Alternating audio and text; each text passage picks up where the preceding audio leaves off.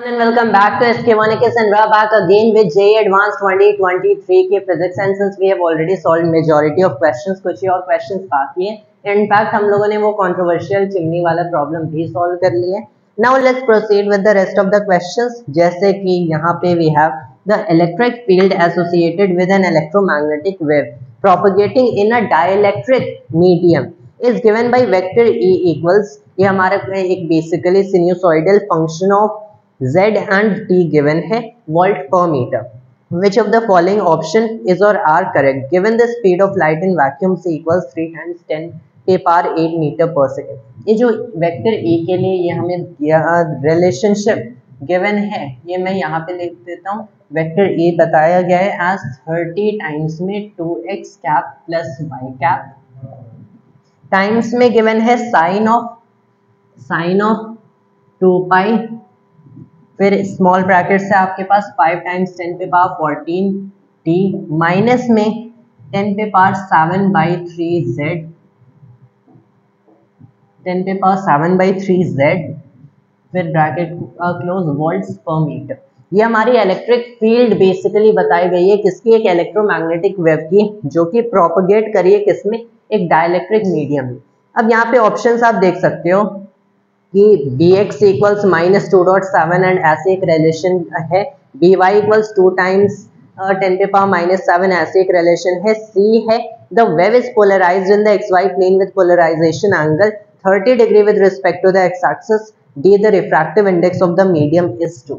कुछ ऐसे हमें बताया गया है. तो इसे सॉल्व कैसे करें? ऑब्वियसली एक मल्टी करेक्ट ऑप्शन का टाइप है, यहाँ पे मल्टीपल आंसर्स करेक्ट हो सकते हैं, ऑप्शंस करेक्ट हो सकते हैं, लेकिन सिंस यहाँ पे speed of light in vacuum हमें 3 × 10⁸ मीटर पर सेकेंड यूजुअली पता है, ये डाइलेक्ट्रिक में प्रोपगेट करिए, एक डाइलेक्ट्रिक मीडियम में, तो इसका एक डाइलेक्ट्रिक कांस्टेंट होगा, इसका एक बेसिकली डाइलेक्ट्रिक कांस्टेंट भी होगा.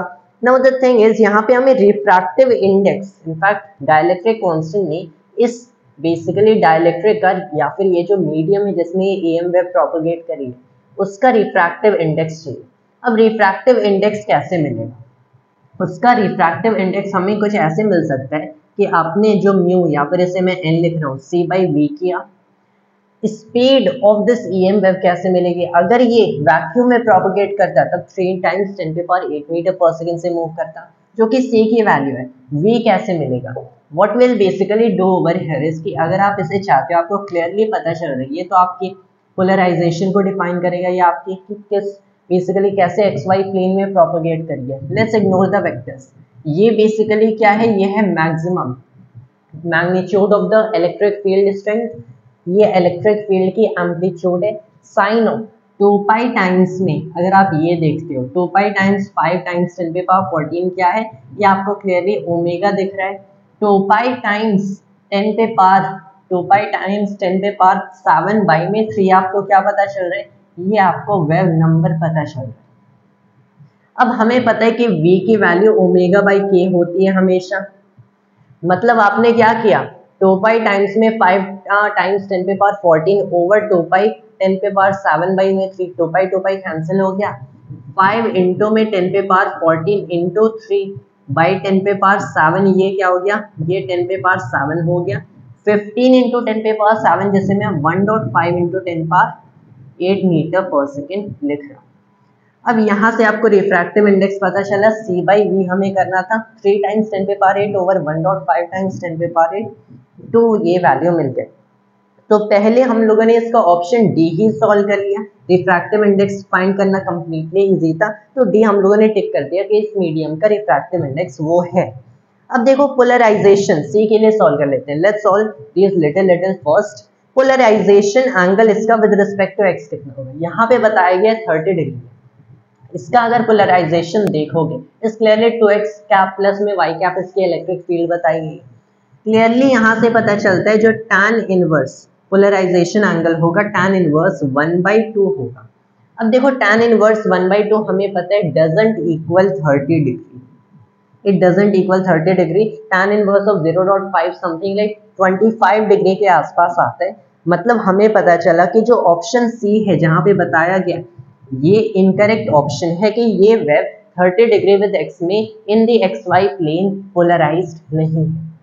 Now let's solve the other two parts. Magnetic field की x एंड y कंपोनेंट्स की बात की गई, तो हमें पता है कि जो speed of light in vacuum होता है this is the electric field divided by में मैग्नेटिक फील्ड। मतलब जो मैग्नेटिक फील्ड होगा this is the electric field divided by में स्पीड ऑफ लाइट। तो अब मैं क्या कर सकता हूँ, what I can do over here is कि मैग्नेटिक फील्ड की x component I can write electric field की बेसिकली यहाँ पे x कंपोनेंट डिवाइडेड बाय में स्पीड ऑफ लाइट। तो यहाँ से मैग्नेटिक फील्ड की x component and this is the amplitude of that. ये उसके एम्पलीट्यूड की बात नहीं करें, इन जनरल इस t एंड z के फंक्शन की ही बात कर रहे हैं। The x component of magnetic field will be, इसके x की बात कर लेते हैं। So here you will be seeing 30 times में 2 ओवर में क्या हो गया 30 टाइम्स में 2। अब देखो अगर यहाँ पे सीधे लेकिन पहले एम्पलीट्यूड की बात करेंगे तो एम्पलीट्यूड मिल जाएगा। हमें पता है कि sine of whatever this term is, ये जो फेज हमारा बेसिकली बन रहा है उतना ही होगा। तो अगर हम लोग यहाँ पे एम्पलीट्यूड लिख भी देते हैं तो सीधे इसकी फील्ड एम्पलीट्यूड मिल जाएगी एंड उसे इसके साथ कंबाइन करने हैं, so that will be pretty much easy. तो मैंने यहाँ पे इसे mx लिख दिया। 30 टाइम्स में 2 ओवर में क्या हो गया ओवर 3 इंटू 10 पे पावर 8। डाइलेक्ट्रिक में प्रोपोगेट कर रहे हैं लेकिन फिर भी यहाँ पे आप v नहीं लिखोगे, this is a universal constant, हमेशा c ही रहता है। ये हो गया 10, आपका हो गया 20, मतलब ये आपको जो वैल्यू मिल रही है 2 इंटू 10 पे पावर -7 टेस्ला मिल रही है। ठीक है, अब यही चीज अगर मैंने इसके y की बात किया तब ये कितना होता है, this will be clearly 30 into में 1 जिसे मैं 30 ही लिख रहा हूँ डिवाइडेड बाई में 3 इंटू 10 पे पावर 8, मतलब ये क्या हो गया, ये वैल्यू आपकी 10 पे पावर -7 हो गई। 2 टाइम्स 10 पे पावर -7, 10 पे पावर -7, मतलब जो मैग्नेटिक फील्ड है इसका जो x कंपोनेंट होगा ये कैसे जाएगा, इसका x कंपोनेंट अगर प्रोपगेशन की डायरेक्शन देखते हो क्लियरली आपको पता चल रहा है यहाँ पे एक माइनस साइन होगा, माइनस में 2 इंटू 10 पे पावर -7, उसके बाद में आपने क्या कर दिया यहाँ पे साइन ऑफ ये लगा दिया 2 पाई 5 इंटू 10 पे पावर -7 t, प्लस में क्या हो गया इनफैक्ट माइनस है 10 पे पावर 7 बाई 3 z एंड ये आपका इतना टेस्ला हो जाएगा। इतने टेस्ला में वैल्यूज होंगे तो यहाँ पे जो भी टी एंड जेड की वैल्यूज है वो सेकंड एंड मीटर में नहीं रखेंगे, सीधे वैल्यूज रख देंगे ताकि फाइनल आंसर टेस्ला जो कि हमारी गिवन यूनिट्स हम लोग यूज करें उसमें आएगी। वैसे ही magnetic field in Y direction क्या होगा 10 पे पावर -7 टाइम्स में साइन ऑफ 2 पाई 5 इंटू 10 पे पावर -7 टी माइनस 10 पे पावर 7 ओवर 3 टाइम्स में ये z हो गया एंड इतनी इन टेस्लास। एग्जैक्टली नहीं है कि ये नंबर आपने इवैल्यूएट किया, ये बेसिकली टेस्ला यहाँ पे आ जाएगा इन टेस्ला। हम लोग कुछ ऐसा करेंगे तब यहाँ पे कुछ ऐसा आपको मिल गया। अब अगर मैच किया जाए तो bx की हमारी क्लियरली इससे मैच कर रही है, तो यहाँ पे अगर देखा जाए तो ये वेबर्स पर मीटर स्क्वायर कुछ हमारा गिवन है but that unit won't matter to us. जैसा मैंने बताया by के 2 टाइम्स 10 पे पावर -7 है, हमें क्लियरली पता चलता है by हम लोगों ने 10 पे पावर -7 इसकी फील्ड एम्पलीट्यूड लिखा है, मतलब ये जो ऑप्शन बी है जहाँ पे by की वैल्यू कुछ ऐसे बात की गई है वो इनकरेक्ट है। ऑप्शन ए जो कि मैच कर रहा है ये वाला हमारा करेक्ट है। तो ये हम लोगों ने EM वेव्स का क्वेश्चन सॉल्व कर लिया। उसके आगे let's proceed by first let me rub this and alright next question we look at. ये क्वेश्चन अगेन फ्लूइड मैकेनिक्स का है, तो इस साल अगर आप देखोगे ओवरऑल 2 फ्लूइड मैकेनिक्स के क्वेश्चन थे एंड एक तो वो जो कंट्रोवर्शियल माना जा रहा था, एक ये व्हिच सीम्स प्रीटी इजी कि an incompressible liquid is kept in a container having a weightless piston with a hole. A capillary tube of inner radius 0.1 mm is dipped vertically into the liquid through the airtight piston hole as shown in the figure. The air in the container is isothermally compressed from its original volume V0 to 100 by 101 V0 with the movable piston.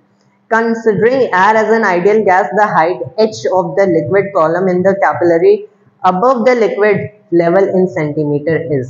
तो एक diagram भी बताया गया, कुछ यहाँ पे लिखा भी है given the surface tension of liquid is 0.075 newton per metre, atmospheric pressure is 10.5 newton per metre square, acceleration due to gravity G is 10 meter per second square, density of the liquid is 10.3 kilogram per meter square per meter cube.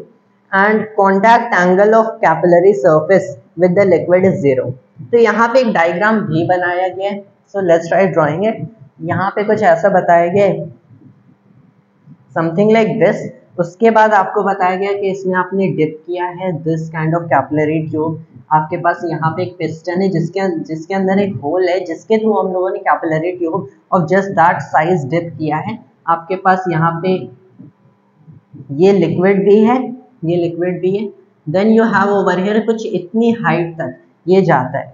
अब देखो ये जो level है liquid का in this particular container, इससे अगर compare करें इसकी हाइट तो बताया गया है h है। This height is h। You have the piston over here, this is the piston. यहाँ पे एयर है आपके पास, यहाँ पे एयर है आपके पास। ये जो पूरा पोर्शन है ये आपका लिक्विड का है। अब देखो डेंसिटी वाइज कंपेयर करें तो हमें पता चल रहा है ये वाटर दिख रहा है, बट नॉट नेसेसरीली, उसके आसपास के डेंसिटी का कोई दूसरा लिक्विड भी हो सकता है, बट इट डजंट मैटर। यहाँ पे मैटर क्या करता है कि हमें निकालना है h।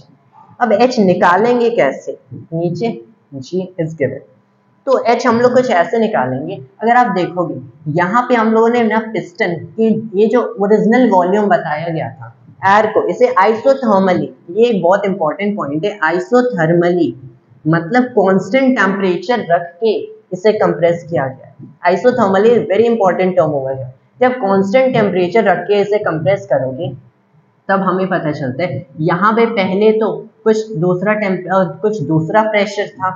पहले यहाँ पे प्रेशर P0 था, पहले यहाँ पे प्रेशर P0 था जो कि ऑब्वियसली एयर का यहाँ पे प्रेशर है, क्योंकि पहले हम लोगों ने स्टेट में माना इक्विलिब्रियम स्टेट थी, तो यहाँ पे P0, यहाँ पे भी P0 आप ले लो, ठीक है, एटमॉस्फेरिक प्रेशर से हम लोगों ने कांस्टेंट टेम्परेचर पे कंप्रेस किया।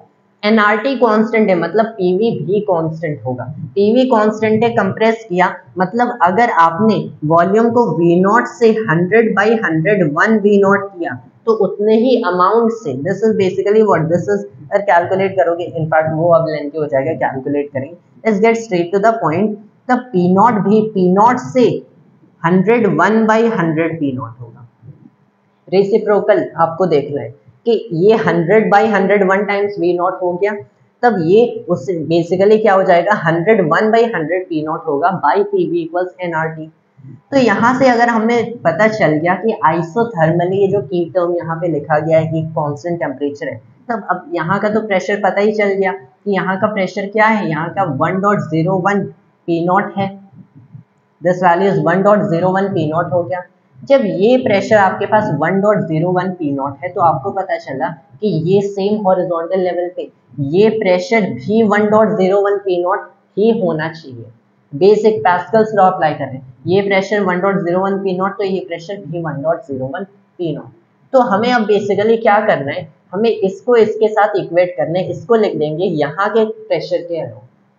कैसे करेंगे, बाय ट्रैवलिंग थ्रू हियर। अब पहले देख लो यहाँ पे प्रेशर क्या होना चाहिए, यहाँ पे प्रेशर P0 होना चाहिए ओवर हियर, क्योंकि एटमॉस्फेयर का ओपन है उसके थोड़े से, अब देखो लिक्विड का सरफेस यहाँ पे थोड़ा कर्व होगा, एग्जैक्टली फ्लैट नहीं है, कर्व होगा। क्यों कर्व होगा, क्योंकि सरफेस टेंशन नेग्लिजिबल नहीं है, सरफेस टेंशन नेग्लिजिबल नहीं है, तो इसके जस्ट ऊपर आपको P0 मिलेगा। इसके थोड़े से नीचे आओगे तो आपको क्या मिला, यहाँ पे P0 माइनस में 2T ओवर में R मिल गया,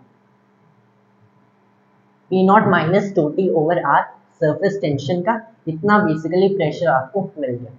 तो अब मैंने क्या किया, यहाँ पे P0 minus 2T over R है, आपने H height basically H depth नीचे गए तो आपको यहाँ का सरफेस लेवल मिला, ये लेवल मिला, which should just be equal to 1.01 P0, जो कि 1.01 P0 के इक्वल होना चाहिए। तो ये किसके इक्वल हो गया, P0 माइनस में 2T ओवर R। अब माइनस में आप सिंस यहाँ पे इनफैक्ट माइनस नहीं प्लस आप नीचे गए तो यहाँ पे आपने क्या कर दिया, रो जी एच लगा दिया, नीचे जा रहे हो तो ये प्रेशर ऑब्वियसली इंक्रीज करेगा। तो अब हमें बस क्या करना है, इस चीज को इस साइड करो तो ये रो जी एच किसके इक्वल आया। अब P0 इधर गया 0.01 P0 के प्लस में 2T ओवर R, ये कुछ मिल रहा है 0.01।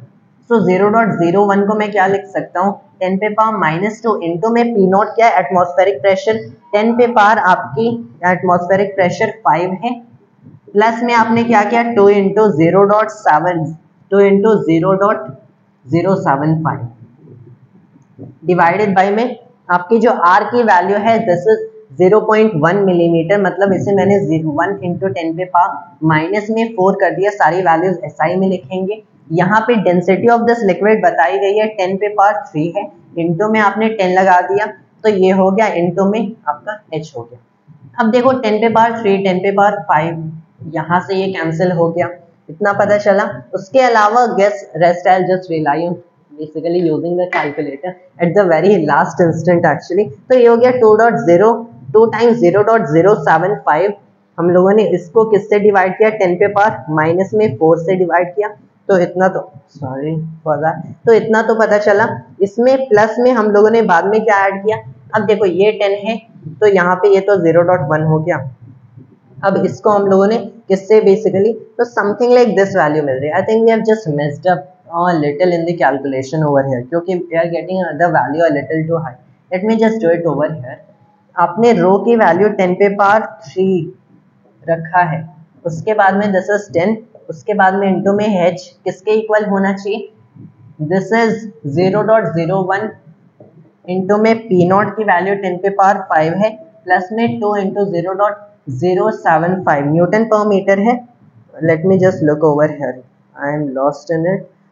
ऑल राइट 0.075 डिवाइडेड बाई में हो गया the radius of this particular thing जो कि 10 पे पावर -4 रखा गया। तो 2 टाइम्स में 0.075। ऑल राइट, इसको हम लोगों ने किससे मल्टीप्लाई किया 10 पे पावर 4 से मल्टीप्लाई किया। ऑल राइट, उसके बाद इसको आपने किससे ऐड किया 10 पे पावर 5 टाइम्स में 0.01, तो 10 पे पावर 5 टाइम्स में 0.01 ये 10 पे पावर 3 के इक्वल आएगा। अब इसको आपने डिवाइड किया किससे, इसको आपने डिवाइड किया 10 पे पावर। अब देखो यहाँ पे अगर आप देखते हो तो क्लियरली पता चल रही है मुझे ये वाली जो वैल्यू है 2500 मिल रही है। अगर ये वैल्यू 2500 मिल रही है तो यहाँ पे आपको पता चला कि ये जो होना चाहिए दिस शुड बी 2.5 मीटर। यहाँ से कैंसिल हो गया, ये जो आपकी होगा कैंसिल हो जाएगा, यहाँ पे डॉट लग जाएगा एंड 2.5 मीटर मिल रहा है। एंड यहाँ पे हमें बताया गया था कि लिक्विड की लेवल फाइंड करनी है सेंटीमीटर्स में, मतलब ये 25 सेंटीमीटर आई थिंक आपका मिल रहा है, in fact 250 right, you are getting like that. तो ये आपकी बेसिकली यहाँ पे वैल्यू मिल रही है that we have found over as our correct answer. तो दैट इज बेसिकली यहाँ पे थोड़ी कैलकुलेशन में एरर यूजुअली हो जाती है, that doesn't matter, what matters is कि जो हम लोगों ने ये प्रोसेस यूज किया, वरना इन दी एंड जो आंसर होगा वो आपकी एग्जाम में एग्जैक्टली मैटर करता है। When you are in the exam आपने कैसा भी प्रोसेस लगाया, कैसा भी मेथड यूज किया, कॉम्प्लिकेटेड इजी या फिर कोई सा भी एलिगेंट मेथड यूज किया, आपका आंसर रॉन्ग हो गया, so that ends over there. On the other hand in videos I suppose आपका मेथड वर्क करना चाहिए, आप कितना अच्छा मेथड यूज करते हैं, कितना सिंप्लीफाइड मेथड यूज करते हैं is what actually matters. And in the and answer वो तो बस डिजिट्स रख के हमें मिलता है। उसके आगे let's move on with the next question.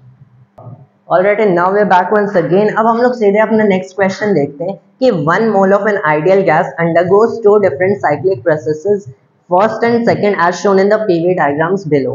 In cycle 1 processes A, B, C and D are isobaric, isothermal, isobaric and isochoric respectively. In cycle 2 processes A dash, B dash, C dash and D dash are isothermal, isochoric, isobaric and isochoric respectively. The total work done during cycle 1 is W1 and that during cycle 2 is W second. The ratio W first over W second is, तो यहाँ पे you are really seeing there is lot of processes going around here. कुछ ऐसे हमें diagrams PV diagrams बनाए गए which is very good thing, क्योंकि question में बता दिया गया कि ये आइसोबारिक है, आइसोकोरिक है, आइसोथर्मल है, but when you see the very same thing in the PV diagrams सब चीजें और इजी हो जाती हैं। तो कुछ ऐसे आपको मिल रहा है। अगर यहाँ पे देखा जाए ये ए कुछ ऐसे जा रहे हैं, बी कुछ ऐसे जा रहे हैं, this you have as process C, फिर this you have as process G. हमें बताया गया कि this is 2p0, this is I guess 4p0 right, 4p0, ये 4p0 हो गया। Then this you have over here as v0, ये आपके पास हो गया 2v0 एंड ये आपके पास हो गया 4v0। दिस इज फर्स्ट वाला, ये पहला आपका बेसिकली साइक्लिक प्रोसेस है, साइक्लिक प्रोसेस है। मान लो यहाँ से स्टार्ट किया तो ये ए से इस पॉइंट ए से यहाँ से इस स्टेट तक गया, फिर दूसरा प्रोसेस हुआ इस स्टेट तक गया, फिर तीसरा इस स्टेट तक, चौथा इस स्टेट पे वापस आ गया। वैसे ही आपके पास एक और पीवी डायग्राम है यहाँ पे। यहाँ पे अगर आप देखते हो तो ये प्रेशर था, ये वॉल्यूम के लिए था, यहाँ पे भी प्रेशर वॉल्यूम कुछ ऐसा हमें बताया गया है। आपको कुछ ऐसा एक प्रोसेस गिवन है। ऑलराइट, ये मैं लिख देता हूँ एज बी डैश हो गया, ये आपका ए डैश हो गया, फिर this you have as C dash and this you have as D dash. 4p naught, you have 2p naught, ये हो गया p naught, this is v naught, this is true v naught. Alright, तो यहाँ पे हमारे ये दो PV diagrams given है। अब देखो जो टोटल वर्क इस साइकिल में हो रहा है, ये आपका W1 हो रहा है, इस साइकिल में W2 हो रहा है। हमें W1 एंड W2 का रेशियो बताना है, तो कैसे निकालें? हम लोग इंडिविजुअली निकाल लेते हैं। W1 क्या होगा? Work done in A plus work done B plus work done C plus work done D।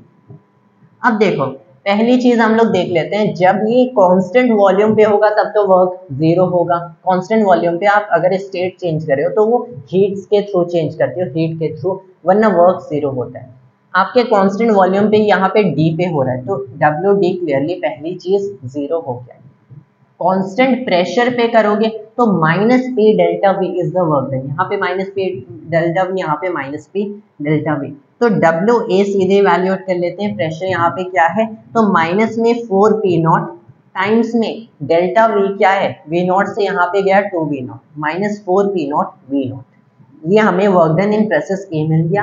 Work done in process B, अब किसी भी, ये जो बेसिकली क्या है, ये एक आइसोथर्मल प्रोसेस है बी वाला, तो इसे मैं minus nRT natural log of Vf over Vi लिखता हूँ during an isothermal process.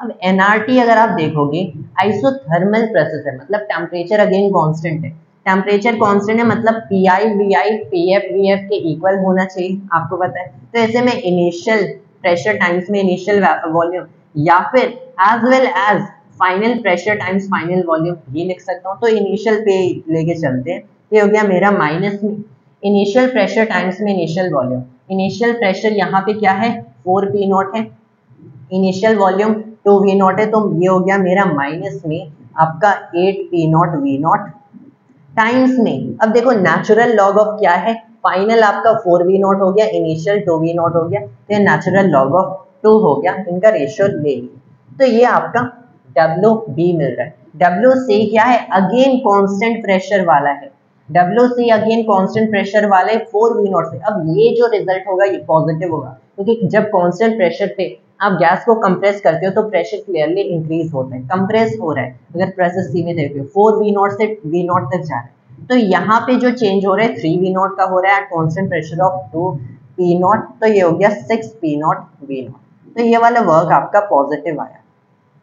Total work W1 कितना आना चाहिए, टोटल वर्क W1 ये 6p not v not minus 4p not v not, it is 2p not v not. यहाँ से हम लोगों ने ले लिया कॉमन, तो 2p not v not times में हो गया 1 माइनस 4 ln ऑफ 2। ये आपको W1 मिल रहा है। ऐसे ही हम लोग इसके लिए सॉल्व करेंगे। तो पहली चीज देख लो, कांस्टेंट वॉल्यूम पे कहाँ कहाँ हो रहा है उसे एलिमिनेट ही कर दो, क्योंकि कांस्टेंट वॉल्यूम पे कभी वर्क नहीं होता है। तब यहाँ पे जो वर्क इन बी डैश होगा जीरो होगा, वर्क इन डी डैश होगा जीरो होगा, कांस्टेंट वॉल्यूम पे हो रहे। मतलब W इन सेकेंड अगर आप देखते हो, जो कि इसे कुछ न्यूमरल में ऐसे रोमन न्यूमरल में इनफैक्ट लिखा गया है, तो this will B only WA dash plus में WC डैश। इक्वेशन में इन दोनों को इंक्लूड कर सकते हो, इनका रिजल्ट जीरो ही आ रहा है। WA डैश देखते हैं, ये प्रेशर फिर बताया गया आइसोथर्मल है, तो मैं इसे फिर वैसे लिखूंगा। अब देखो मैं इसे फिर माइनस में nRT नेचुरल लॉग Vf और Vi करूंगा। यहाँ पे देखोगे तो मेरा जो इनिशियल बेसिकली इनिशियल वैल्यूज पे रिलाई करते हैं, प्रेशर है 4p नॉट, वॉल्यूम है v नॉट, तो it is minus 4p not v not times में नेचुरल लॉग हो गया किसका, नेचुरल लॉग हो गया final volume over initial volume, final volume 2v not initial v not, तो ये हो गया 2 का। अब यहाँ पे देखोगे तो यहाँ पे हमारे पास natural log of 2 natural log of 2 P naught V naught, यहाँ पे बस -8 था, यहाँ पे -4 है, just half of that value. उसके अलावा देखा जाए तो बी डैश नहीं है आपके पास, यहाँ पे सी डैश के थ्रू इस बार कांस्टेंट प्रेशर पे हो रहा है, तो मैंने फिर से -p डेल्टा वी कर दिया।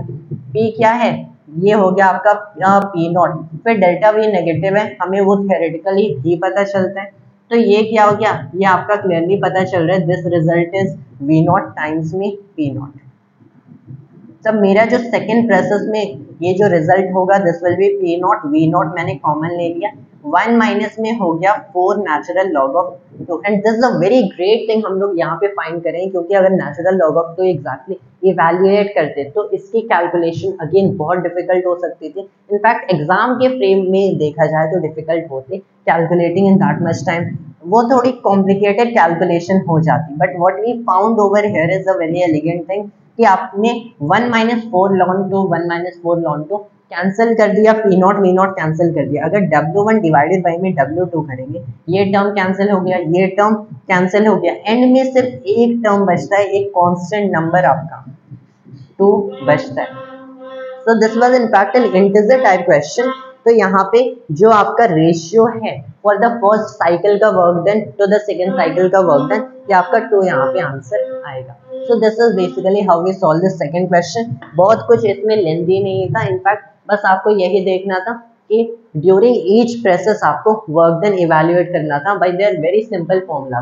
डी के अलोंग तो आपको क्लियरली पता था कि वर्क डन 0 होगा, यहाँ पे ये फॉर्मूला अप्लाई करना था फॉर कांस्टेंट प्रेशर, ये and the very same thing goes over here, evaluate करो total sum and remember without exactly putting the value over here, यहाँ पे value put नहीं करेंगे, so it will be in fact better क्योंकि term cancel हो रहा है, तो कोई complication इसमें नहीं आएगी। That is how you solve this question and that was all for today and thanks to all viewers.